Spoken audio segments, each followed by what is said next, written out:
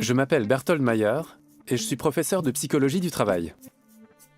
Aujourd'hui, je m'intéresse aux réseaux sociaux. En dehors des incontournables vidéos de chats, je pense que les algorithmes proposent surtout aux gens des contenus qui alimentent leur propre vision du monde et qui renforcent du même coup la polarisation de notre société. Dans certains cas, les algorithmes peuvent avoir des conséquences absolument tragiques pour certaines personnes. C'est dingue, donc l'algorithme devient complice. Nous devons apprendre à nous rendre maîtres de la technologie, sinon c'est elle qui le fera. Les bulles de filtre ne sont pas forcément mauvaises.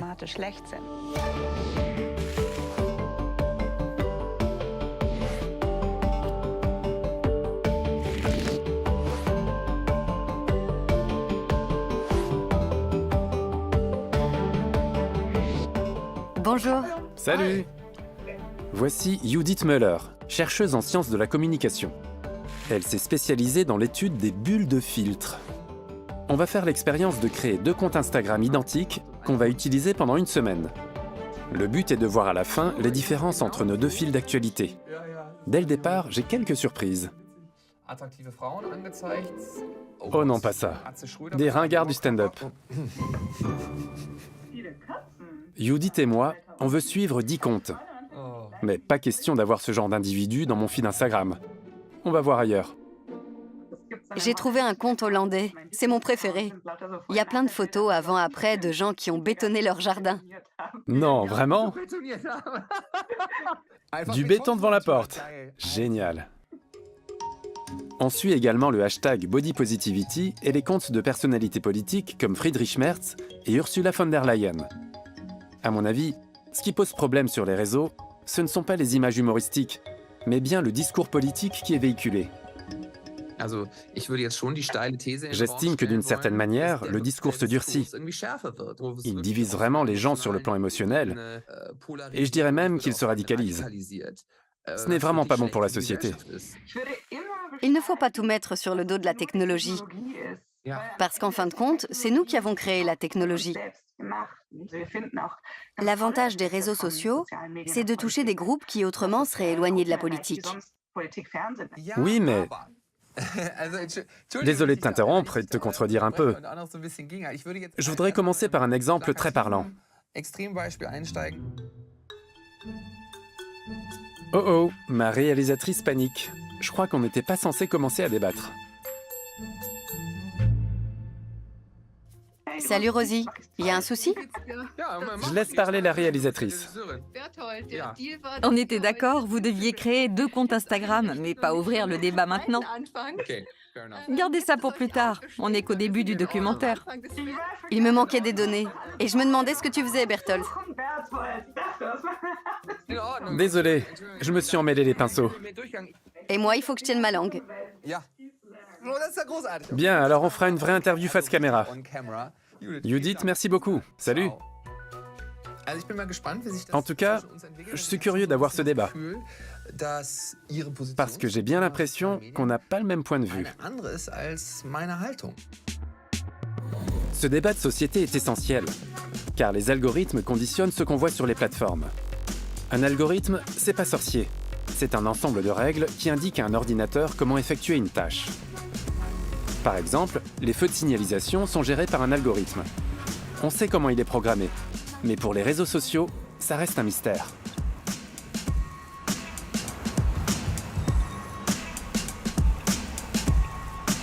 Me voici à Berlin pour approfondir le sujet. J'ai un rendez-vous chez Algorithm Watch, une ONG qui étudie la manière dont les algorithmes sélectionnent les contenus.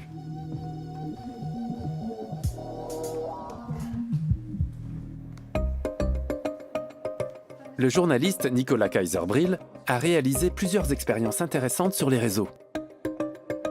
L'expérience que l'on a faite, on a acheté plusieurs publicités qui concernaient à chaque fois des offres d'emploi. Donc on avait une publicité pour un ou une conductrice de camion, un ou une programmeuse informatique, et enfin une éducatrice pour enfants. Là, on voulait savoir si, lorsque on achète une publicité sur Facebook, est-ce qu'elle va être montrée de manière égale à tout type de personnes Et on s'est rendu compte que pas du tout. La publicité pour les conducteurs, conductrices de camions ont été montrées quasiment exclusivement à des hommes. Et à l'inverse, pour les éducatrices, ça a été montré quasiment exclusivement à des femmes. Même si en tant qu'annonceur, on ne fait pas de présélection, c'est ça?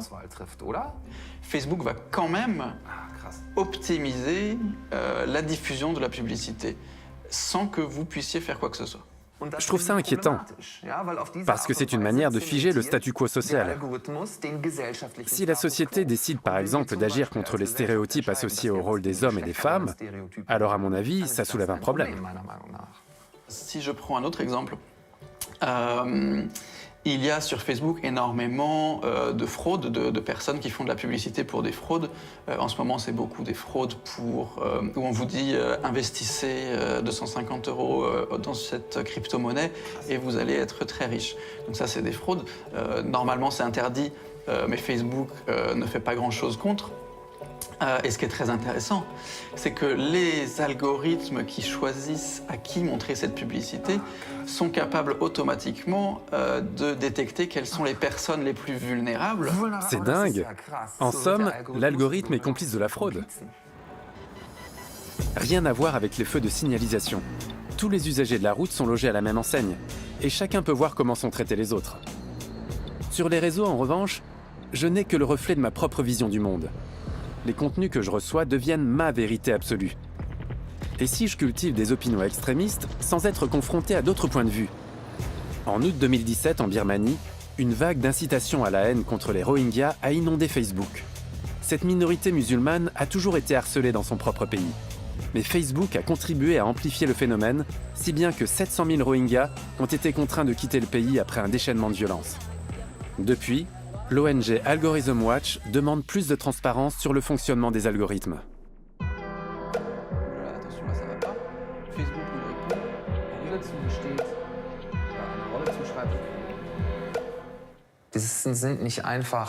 répond. Preuve que ces entreprises jouent dans notre société un rôle qui dépasse leurs attributions. Les services qu'elles proposent vont bien plus loin que le simple divertissement. Il faut que j'intègre cette donnée avant d'aller plus loin.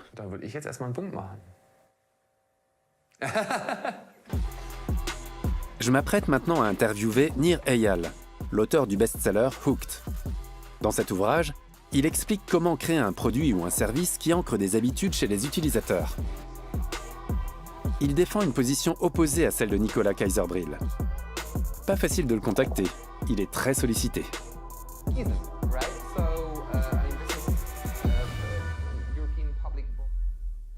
Je vois qu'il est en train de participer à une autre réunion. Quel succès! Ah, ça y est. Bonjour. Ou plutôt bonsoir pour vous. Oui, bonjour, comment allez-vous? Merci pour le temps que vous m'accordez. Avec plaisir. Pouvez-vous nous en dire plus sur ce qui incite les gens à aller sur les réseaux sociaux et à y rester? Le mécanisme psychologique qui pousse les gens à s'engager sur les réseaux est le même que celui qui les rend accros aux autres médias. Tous les médias reposent sur un principe qu'on appelle le renforcement positif intermittent, ou les récompenses à intervalles variables. C'est ce qui pousse les gens à jouer sur une machine à sous, à faire défiler un site web ou à regarder la télévision. Ils attendent qu'on leur propose quelque chose de nouveau. Les réseaux sociaux fonctionneraient donc selon les mêmes principes que les autres médias? Ce n'est pas du tout l'avis de Nicolas Kayser-Bril. Il faut prendre un peu de recul et regarder toutes les sources de distraction que nous avons. Quand on dit que les réseaux sont conçus pour nous rendre accros, c'est assez sinistre en fait. Pouvez-vous me citer un seul média qui ne soit pas conçu pour attirer les gens? S'il n'est pas captivant, c'est qu'il est mal fichu et personne ne va s'y intéresser. Attendez, je cherche pas à dresser un portrait stéréotypé de la technologie malveillante. Je suis d'accord avec vous, c'est beaucoup trop simpliste. Reste qu'un algorithme tire des leçons de mon comportement pour me proposer un contenu personnalisé. Et ça, les médias traditionnels ne peuvent pas le faire. Il y a donc une certaine différence technologique. En fait, les les algorithmes peuvent être extrêmement utiles. 99% des gens utilisent ces algorithmes réputés inquiétants pour obtenir plus de contenu en lien avec leur centre d'intérêt. Par exemple, ma fille est en train d'apprendre à jouer du ukulélé. Du coup, elle reçoit des tutoriels sur le sujet. Quel mal à ça?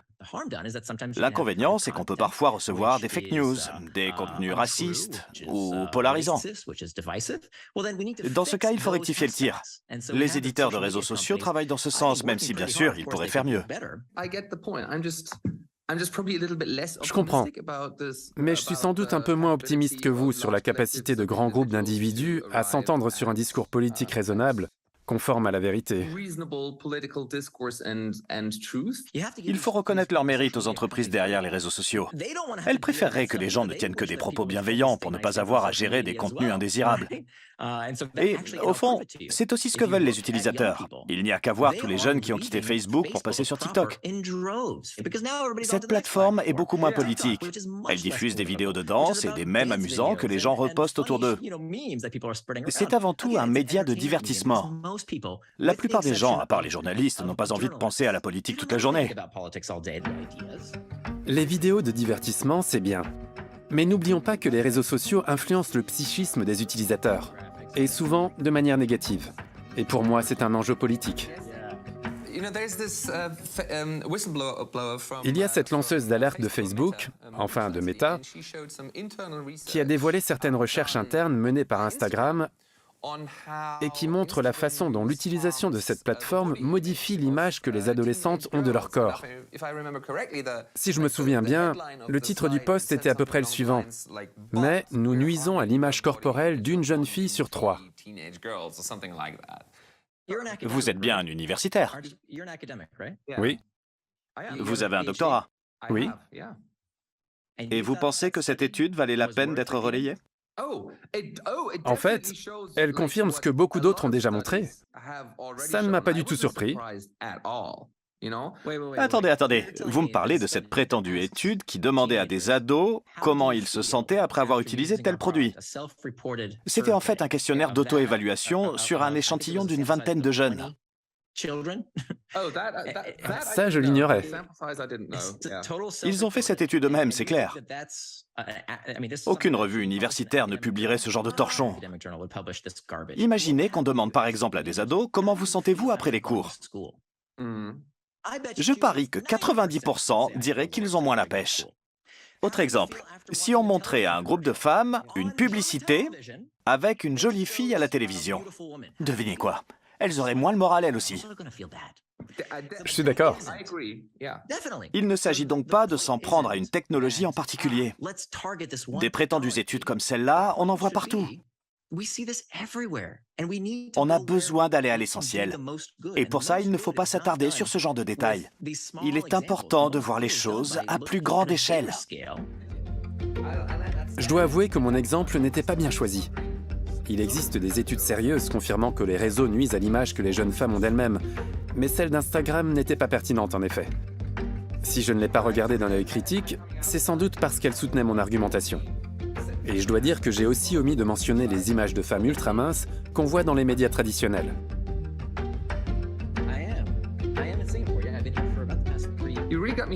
Vous m'avez fait réfléchir sur certains aspects, notamment le fait que les réseaux ne représentent qu'une forme de médias parmi d'autres.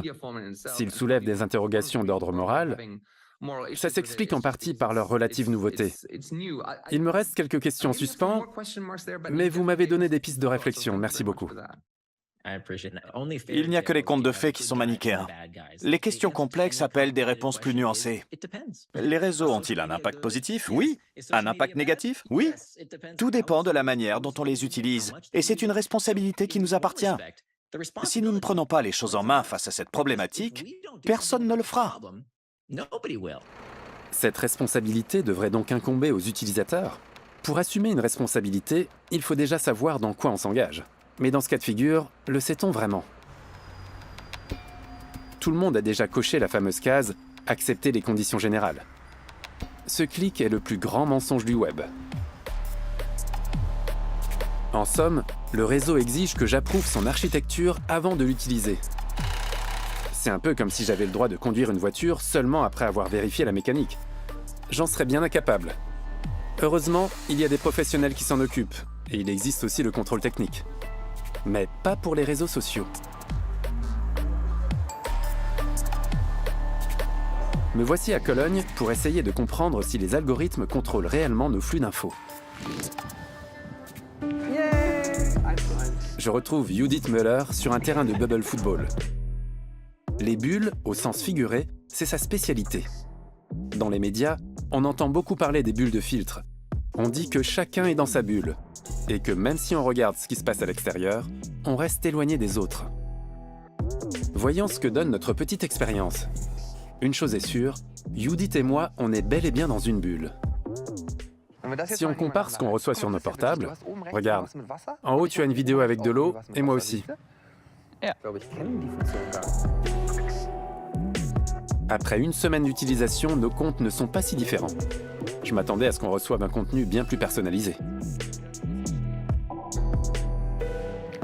Je suis un peu déçu, je pensais l'algorithme plus performant. Pour évaluer ces bulles de filtre dont tout le monde parle, on va s'aider de ces confettis.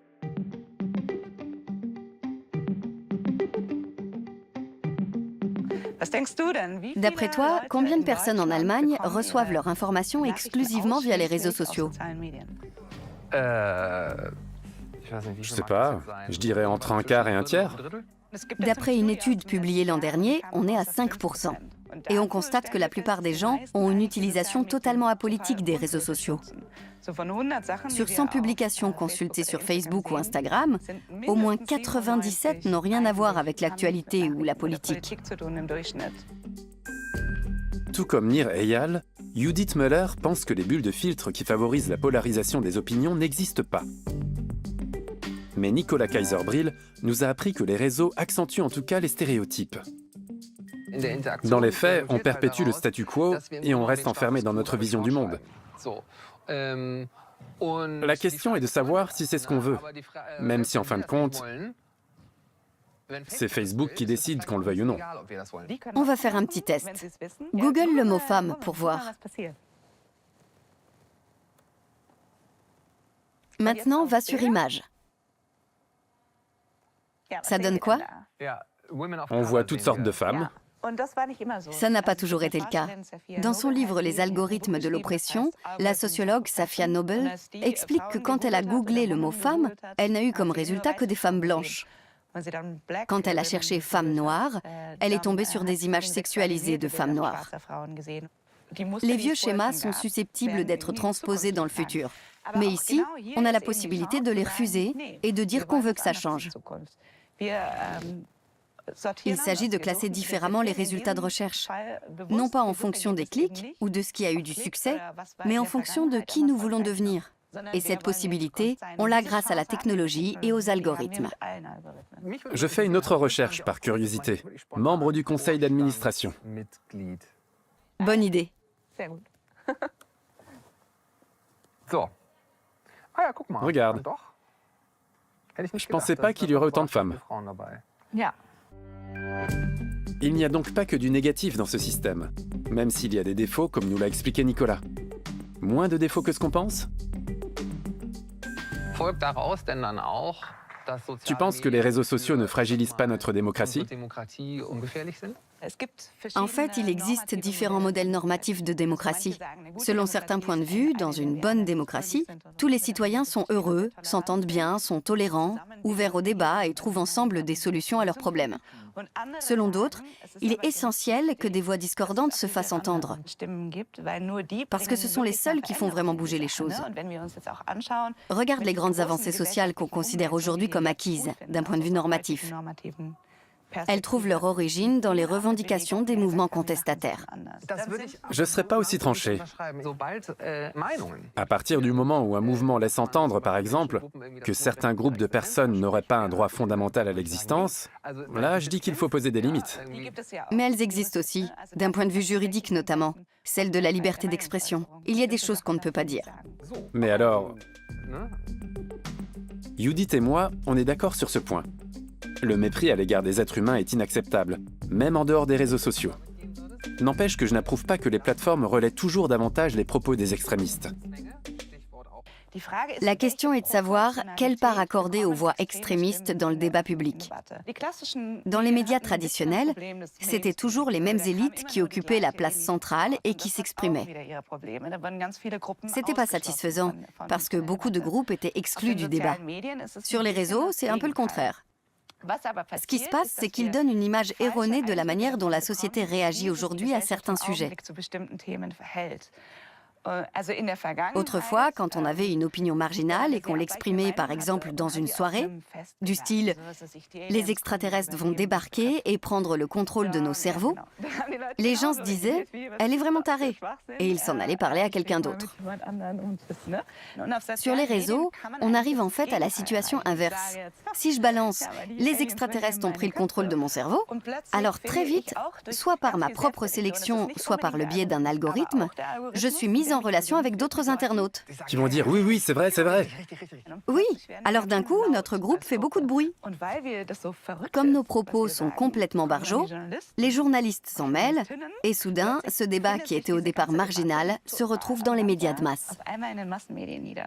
Et on lui accorde beaucoup plus d'attention qu'il n'en mérite, vu le petit nombre de personnes concernées au départ. Si quelqu'un veut croire à une histoire à dormir debout, il en a le droit. On est en démocratie. Mais quelle place accorder aux lanceurs de fake news dans le débat public? On a perdu le sens des proportions récemment. Ça donne aussi l'impression qu'on est beaucoup plus éloignés les uns des autres qu'on ne l'est en réalité. Merci beaucoup. Je like. Faut que je laisse reposer tout ça. Je pensais que ce documentaire avait pour sujet les réseaux sociaux, et voilà qu'on évoque la télévision, les médias traditionnels. S'agit-il d'un débat entre anciens et nouveaux médias? Est-ce qu'on dénigre les réseaux parce qu'ils ont du succès? Les professionnels de la télévision accordent-ils trop d'importance aux opinions marginales sur les réseaux? Tout ça pour faire de l'audience? On trouve quantité de vidéos sur le sujet. Menaces sur la société, danger des réseaux sociaux, danger caché. Le propos est simple et accrocheur. Les bulles de filtre mettent en péril la démocratie. C'est vendeur. Mais y regarder de plus près, la réalité est plus nuancée. Ce n'est pas la première fois qu'un média établi dénigre un nouvel arrivant qui lui fait de l'ombre. En 1938, la célèbre pièce radiophonique La guerre des mondes, adaptée par Orson Welles, est diffusée aux États-Unis. Le lendemain, un quotidien titre « Une fausse guerre à la radio provoque la terreur à travers les États-Unis ». Selon cet article, un mouvement d'hystérie collective se serait emparé des Américains, persuadés que les extraterrestres attaquaient la Terre. En réalité, ce vent de panique ne s'est jamais produit. La une du Daily News est considérée comme la première fake news de l'histoire des médias. L'affaire a été révélée par C.E. Hooper, une entreprise de mesure d'audience des émissions de radio. Ce soir-là, 5000 ménages ont été contactés pour connaître le programme qu'ils écoutaient. Seuls 2% des personnes interrogées ont déclaré écouter la pièce radiophonique. La rumeur était donc infondée. En tout cas, la fiction d'Orson Welles a donné à la presse écrite une formidable occasion de décrédibiliser le nouveau média radiophonique qui lui faisait de la concurrence. Les journaux de l'époque criaient à la panique créée par les extraterrestres. On aurait donc la même réaction aujourd'hui vis-à-vis des réseaux sociaux? L'incitation à la haine envers les Rohingyas que j'évoquais au début de ce documentaire aurait-elle été montée en épingle pour dénigrer les réseaux? Il s'agit en réalité d'une des pires opérations d'incitation à la violence auxquelles les réseaux ont contribué. Mais est-elle représentative de ce qui se passe dans le reste du monde? En Birmanie, il n'existe pour ainsi dire aucune alternative au réseau. Le fait d'attiser la haine envers certains groupes ne date pas d'hier. Au Moyen-Âge, on se souvient entre autres de la chasse aux sorcières lancée par l'Église, qui était à l'époque la seule et unique source d'information pour la population. L'existence d'une pluralité de médias dignes de ce nom pourrait finalement être le moyen de lutter contre la radicalisation de la société.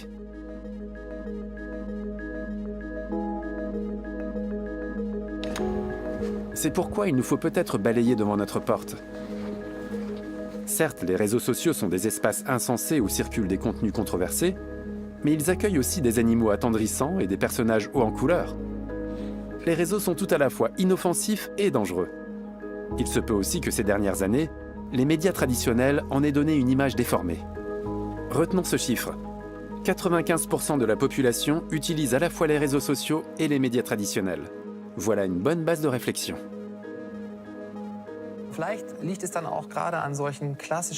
C'est peut-être aussi le rôle des médias traditionnels comme la télévision de servir de contrepoids à l'offre pléthorique des réseaux, en diffusant des productions de qualité qui ont pour but de contribuer au bien-être des gens.